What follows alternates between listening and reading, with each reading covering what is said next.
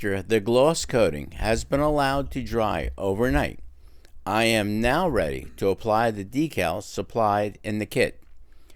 Since this model is a 1/48 scale helicopter, there are no aftermarket decals I could find to apply if I ran into a problem. The first decal I chose is the very large Army Mule logo on one side of the tail. I used warm water, and to my surprise, the decal slid off the backing paper very easy and was put on the tail without much problem. I used some water and a brush to wet the decal to move it slightly to position it on the tail. After blotting up as much excess water as possible, I used Walther's Solvaset on the decal to secure it in place. This is a very strong setting solution, but did not damage the decal, thank goodness.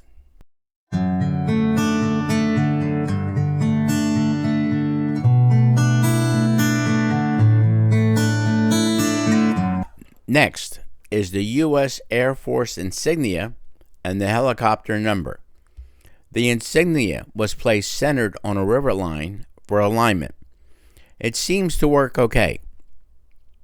The number is positioned between the door and the window. This was when I first noticed they are not parallel to each other. As before, blot out the excess water, and I used Walther's Solvaset on the decals. Please note that I will follow the same procedure to apply the rest of the decals, so I will not repeat this procedure again.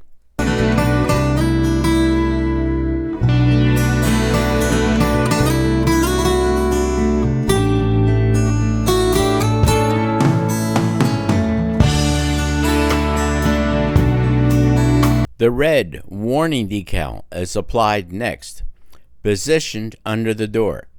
This is important as you don't want to have the pilots' heads to be removed by the rotors like in the Vic Morrow incident.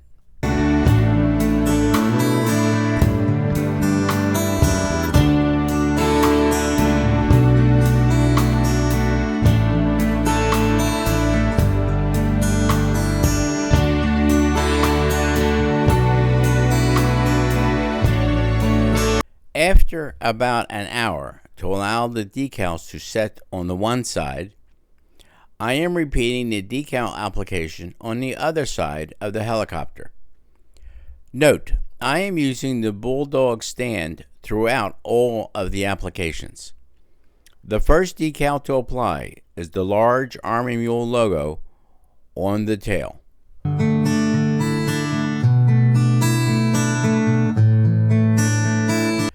The United States Air Force insignia, the helicopter number, and the red warning decal are all applied using the same technique as on the first side.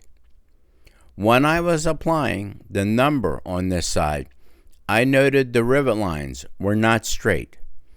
As mentioned earlier in Chapter 1, this model is very old and not very well done.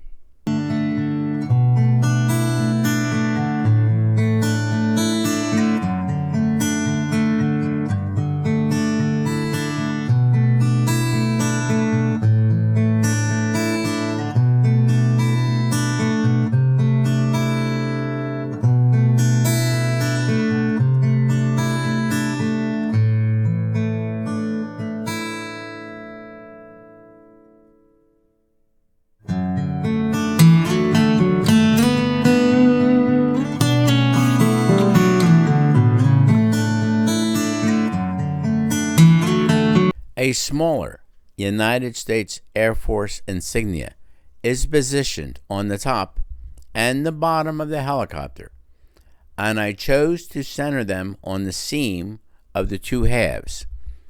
The directions do not show where to position them, but that seems to be the most logical place. It does show, however, where the top point of the 5-pointed star should face, and I followed that requirement. Repeated the previous procedure for the Air Force insignia on the bottom side.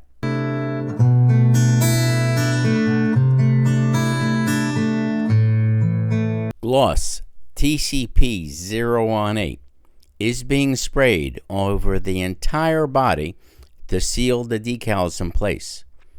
Since there are decals on all sides of the helicopter, I will spray one side, let it sit for an hour or two, and then spray the other side. As with nearly all of the many previous painting videos, I am using a Vega 2000 airbrush fitted with a 0.3mm or medium tip and a pressure of 28 to 30 psi.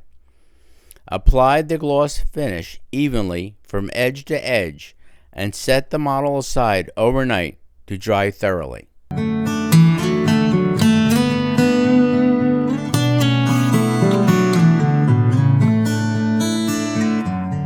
Final assembly of the model is really simple.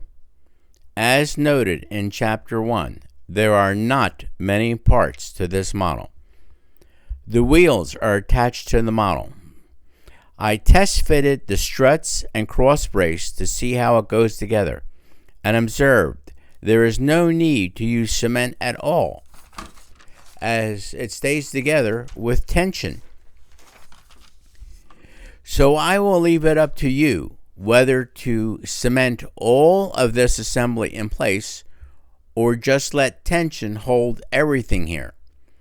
I chose the latter, and it does make a model seem more realistic, with the brace bending slightly when the helicopter is landing. This is a nice touch to an otherwise unremarkable model. The large, clear canopy is now cemented to the front of the helicopter, and note the fit is excellent. Be careful to not apply adhesive to the clear plastic. Both rotors are now set into the holes on the top. Just push them in. Do not cement them in place if you wish them to turn. They are a snug fit, so you don't have to worry about them falling out. This 1/48 scale Army Mule helicopter is now complete. It is a very simple model to paint, assemble, and decal, so it is perfect for a beginning modeler.